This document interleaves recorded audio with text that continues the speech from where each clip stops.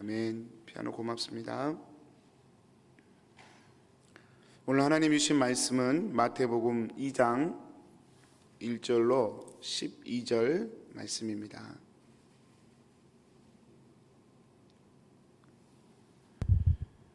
헤롯 왕 때에 예수께서 유대 베들레헴에서 나심에 동방으로부터 박사들이 예루살렘에 이르러 말하되 유대인의 왕으로 나시니가 어디 계시냐?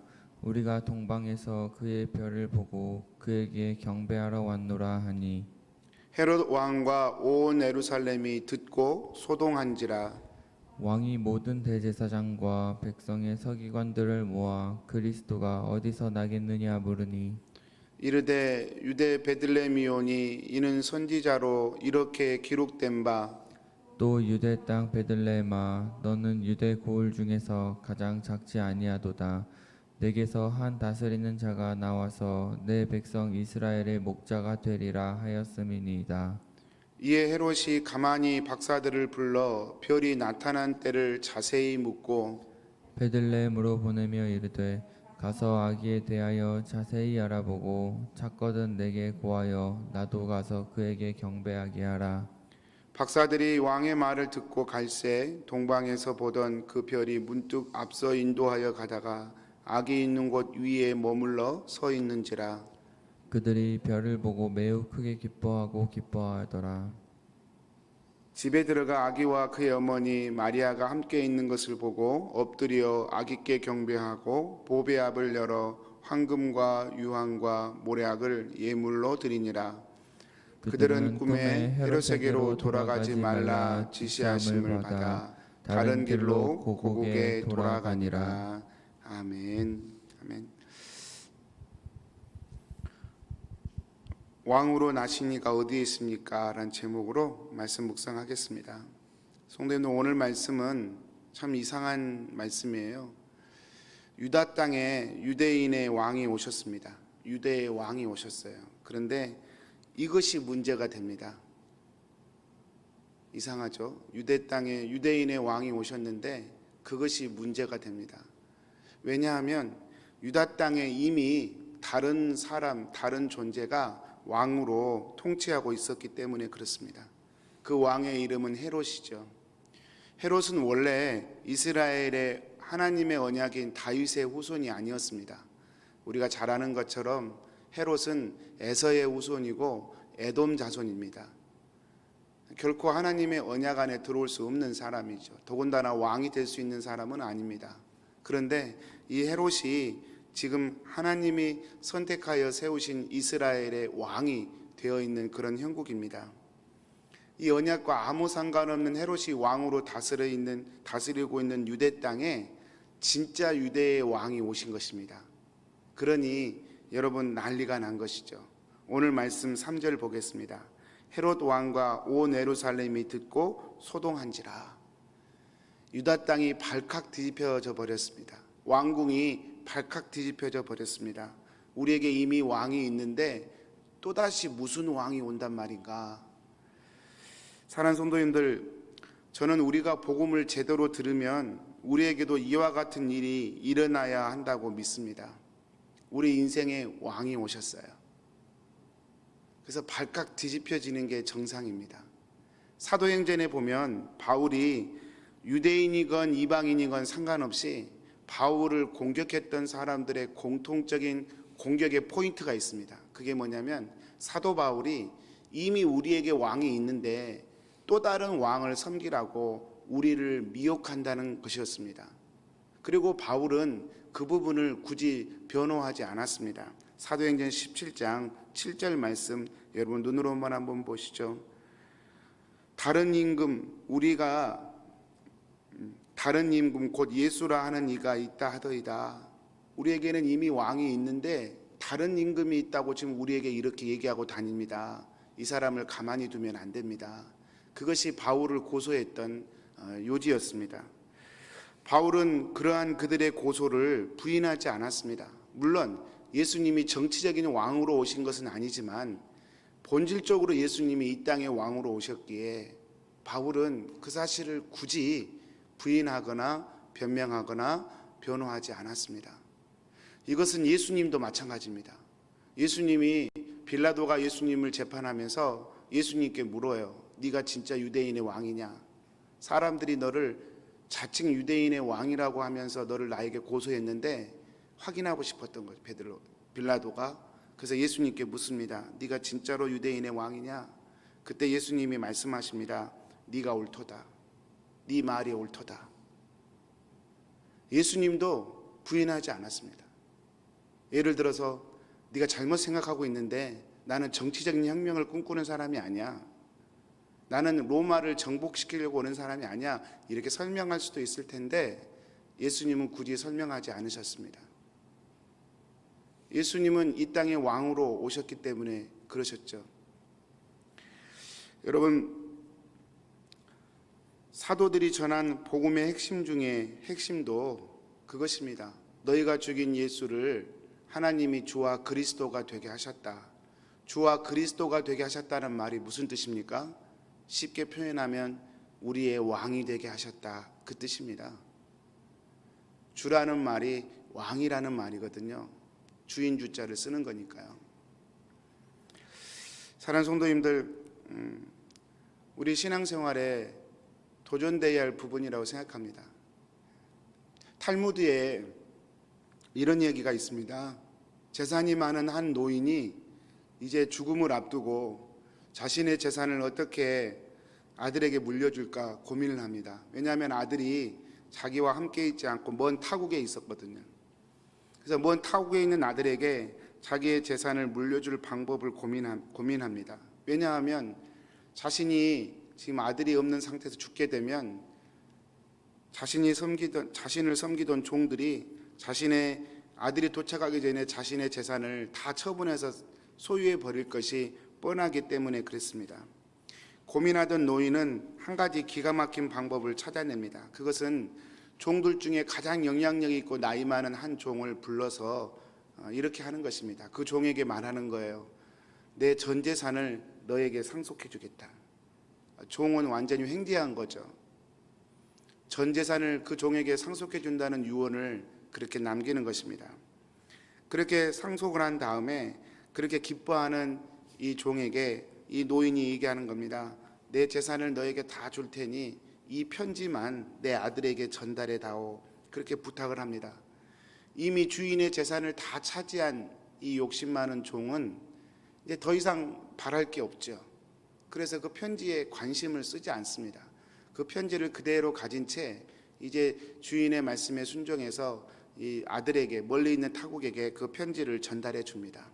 그러면서 말하는 거예요. 당신 아버지의 재산은 이제 다 내 것입니다.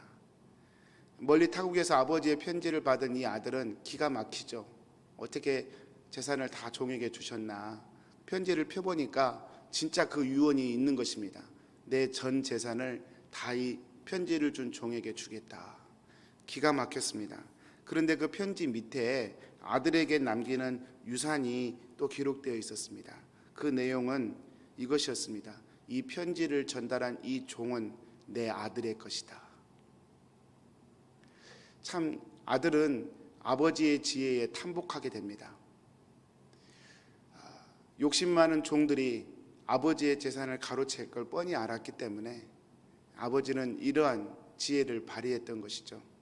여러분, 종이 재산을 다 가지고 있다 해도 그 종을 그 아들이 소유하고 있다면 그 종의 것은 다 아들의 것이 되는 것이죠. 여러분, 이것이 왕이 된다는 말의 뜻입니다. 이것이 주인이 된다는 말의 뜻입니다. 사랑하는 성도님들, 우리가 하나님께 다른 무엇을 다 드렸다고 한다 하더라도 내 인생의 왕의 자리에 내가 앉아있는 이상 여전히 내 인생은 내 것이라고 말하고 싶고 내 시간, 내 감정, 내 삶, 내 것이라고 우기고 싶은 그 심정이 내 안에 있는 한 하나님의 그 수많은 축복들은 사실은 나에게 복이 될 수 없습니다. 허상과 같은 것이 되어버리기 때문에 그렇습니다. 사랑하는 성도님들, 어떤 모수부호가 한참 유행이던 시절에 한 젊은이가 취직을 하려고 이렇게 모수부호 회사에 면접을 갑니다. 그런데 이 젊은이가 이렇게 앉아 있는데 뒤늦게 온 또 다른 젊은이가 뒤에 순서를 기다리고 있는데 뒤에 온 젊은이가 자기 순서가 아닌데도 불구하고 뚜벅뚜벅 사무실로 들어가는 것입니다.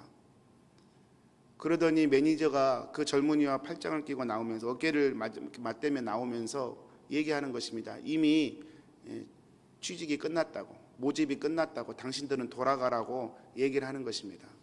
먼저 왔던 젊은이가 항의하는 거예요. 아니, 내가 먼저 왔는데 나는 면접도 안 보고 늦게 온 이 사람은 바로 사무실에 들어가서 면접 보고 취직됩니까? 이런 불공평한 게 어디 있습니까? 그때 매니저가 웃으면서 이렇게 얘기합니다. 당신들 이 모수 부호를 지금까지 우리가 계속 보내고 있었습니다. 당신은 지금 취직됐습니다. 당신은 지금 이 사무실에 들어와서 이 소리를 알아듣고 사무실에 들어오면 당신은 취직은 확인되는 것입니다. 이런 모수 부호를 계속 보냈던 것입니다. 그런데 취직한다고 그 모수 부호에 취직한다고 앉아 있으면서 그 소리를 못 들었던 거예요. 그래서 계속 기다리고만 있었습니다. 늦게 왔던 젊은이는 오자마자 그 소리를 알아들었어요. 들어오라고 하네? 들어갔어요. 취직했습니다. 사랑하는 성도님들, 이것이 하나님의 복의 방법입니다. 우리가 하나님의 복을 누리기 위해서 하나님이 보내주시는 모수 부호가 있습니다. 그게 바로 하나님이 왕이시라고 하는 신호입니다. 우리는 우리의 왕으로 살고 싶어요. 근데 하나님은 예수님을 우리에게 왕으로 보내셨습니다. 그리고 말씀하시는 거예요. 이것이 복음이다. 복음이란 복된 소식을 의미합니다. 그래서 세상 사람들에게 이 복음은 사실 있는 그대로 듣는다면 절대로 복음이 될 수 없습니다. 내가 내 마음대로 살고 싶어서 누군가가 필요한 거지. 내가 내 왕으로 살고 싶어서 누군가가 필요한 거지. 내 왕을 바꾼다는 그 이야기가 결코 복음이 될 수가 없지요. 그래서 세상 사람들은 이 복음을 달갑게 근본적으로 여기지 않습니다. 로마서 3장 19절에 그래서 이렇게 얘기합니다.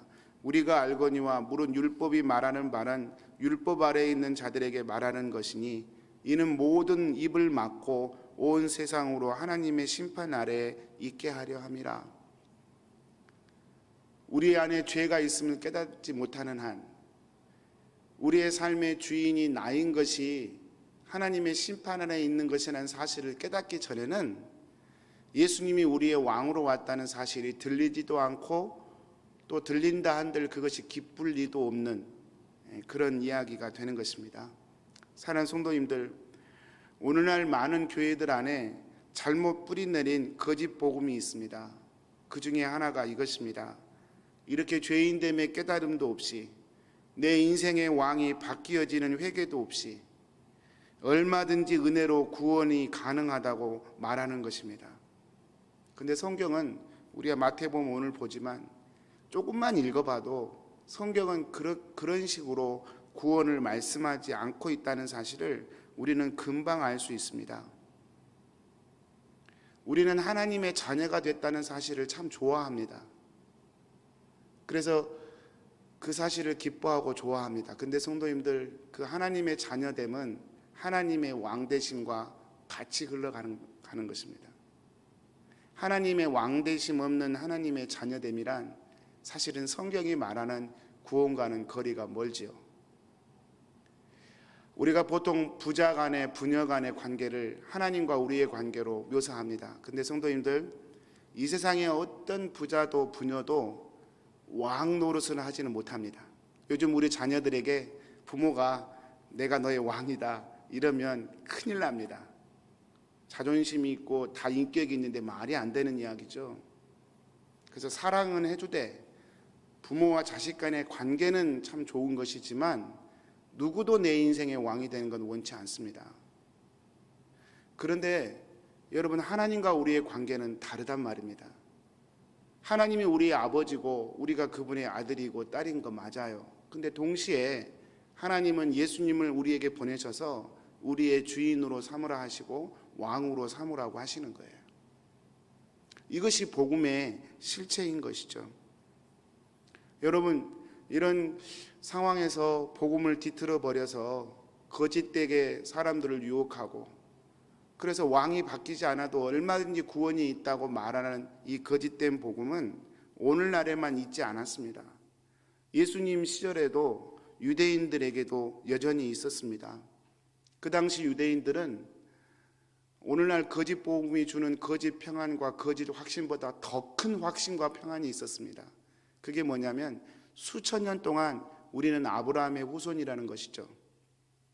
아브라함도 우리 유대인 출신이고, 모세도 우리 유대인 출신이고, 율법도 우리 손에 있고, 성전도 우리 손에 있고, 다 있는 것입니다. 그러니 유대인의 혈통으로 태어난 이것 자체로 우리는 선택받았고 구원받았다는 확신이 그들 안에 있었습니다. 그런데 여러분, 이것이 현실은 그들의 왕은 헤롯이었던 것이죠. 언약과 아무 상관없는 헤롯이 통치하고 다스리는 유대 땅에 그들은 거짓된 확신과 거짓된 평안을 가지고 그 왕궁에서 그것들을 즐기며 살고 있었던 것입니다. 오늘 말씀 4절부터 6절을 한번 읽어보겠습니다. 왕이 모든 대제사장과 백성의 서기관들을 모아 그리스도가 어디서 나겠느냐 물으니 이르되 유다 베들레헴이오니 이는 선지자로 이렇게 기록된 바 또 유대 땅 베들레헴아 너는 유대 고을 중에서 가장 적지 아니하도다. 내게서 한 다스리는 자가 나와서 내 백성 이스라엘의 목자가 되리라 하였음이니이다. 이 말씀이 놀라운 것은요, 그들 유대 땅의 헤롯 왕궁에 살고 있었던 대제사장들과 서기관들, 이 사람들은 유대의 왕이 베들레헴에 태어난다는 사실을 정확하게 알고 있었습니다. 그래서 그 사실을 되려 동방에서 온 박사들에게 알려주기까지 합니다. 메시아가 왕이 베들레헴에서 난다고 합디다. 지금 태어났다고 한다면 아마 거기서 태어났을 겁니다. 가서 확인해 보십시오. 정확하게 가르쳐 줍니다. 그런데 성도님들, 놀랍게도 온 유다가 그렇게 열망해온 유대인의 왕이 왔다는 이야기를 지금 들었음에도 불구하고, 그리고 그것이 어디서 태어난지를 정확히 성경을 통해 확인했음에도 불구하고 놀라운 건 대제사장과 서기관 중에 아무도 베들레헴으로 가지 않았다는 사실입니다. 아무도 예수님께 가서 경배하지 않았다는 사실입니다. 여러분, 왜 그랬을까요? 이미 왕이 있기 때문에 그래요. 이미 헤롯 왕이라고 하는 왕의 통치 아래서 거짓 평안과 거짓 확신을 즐기고 있었기 때문에 굳이 그 왕을 찾아갈 필요가 없었죠. 말로는 얘기하는 거예요. 우리는 메시아를 기다립니다. 우리는 유대인의 진정한 왕이 오시기를 기다립니다. 말로는 했지만 속으로는 사실은 필요가 없었어요. 그래서 왕이 왔다는 정확한 정보를 제공하면서도 정작 본인들은 찾아가지 않았던 것이죠. 사랑하는 성도님들, 신앙은 예수님이 우리의 삶에 왕으로 오셨다는 사실을 받아들이는 것입니다. 그리고 그것이 내게 복이고 하나님의 은혜란 사실을 깨닫는 것입니다.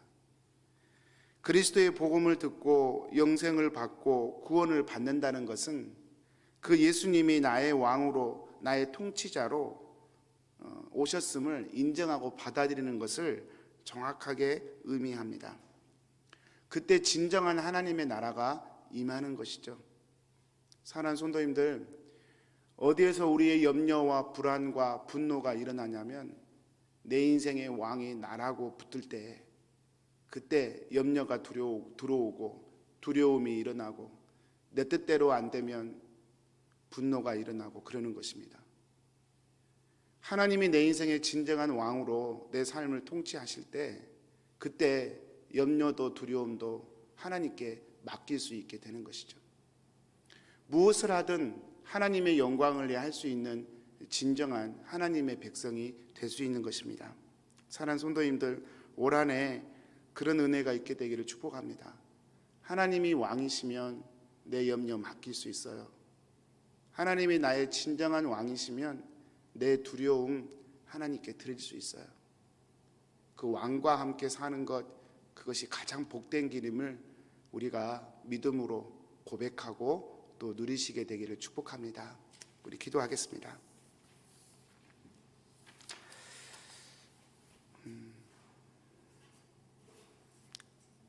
오늘 우리 교회를 위해서 같이 기도하겠습니다. 우리 공동체 가운데 세워지신 우리 리더십들이 있습니다. 우리 사랑하는 장로님들, 우리 사랑하는 안수 집사님들, 그리고 권사 리더십들, 그리고 큐티 팀장, 그리고 구역장, 그리고 부서장 리더십들을 위해서 또 남녀 선교회 회장 리더 임력원 리더십을 위해서 우리 한번 기도하겠습니다. 우리 교회 리더십들이 하나님을 주인 삼아 하나님의 말씀 붙들고 맡기신 주의 일에 충성되이 감당하는 은혜를 주옵소서. 기도해 주십시오. 큐티 모임이 활성화되게 해주시고 우리 사랑하는 모두 교우들이 말씀을 깊이 묵상하고 그리고 말씀 가운데 서로 교제하고 하나됨이 일어나도록 은혜 주십시오. 우리 아동부, 중고등부, 청년부 우리 교회의 다음 세대를 붙잡아 주셔서 하나님을 인격적으로 만나게 해주시고 하나님을 왕으로 만나는 하나님의 군사들로 서게 하옵소서.